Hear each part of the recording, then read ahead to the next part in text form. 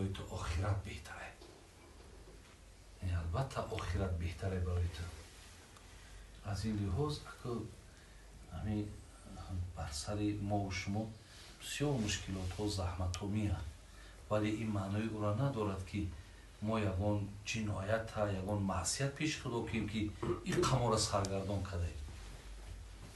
همین احوال برادرها در سر پیغمبر بود، در سر اصحاب پیغمبر بود، ولی اینا با همون تازگی و پاکیزگیشون دنیا را پدود رفتن. و نوبت ما و شما حکمی خیره. حضرت رومی میگه طریق عشق جانان بی بلا نیست. راه با خدا پیوست شدن میگه بی بلا نمیشه. طریق عشق جانان بی بلا نیست. زمان بی بلا بودن روا نیست. در همین راه دین میگه یک لحظه بی بلا بودن این ناممکنه. میگه زمان بی بلا بودن روا نیست.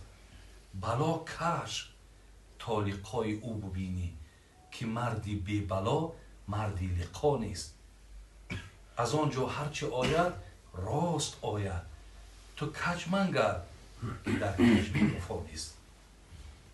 ببین از اونجا هرچی که می آید همش راست می آید.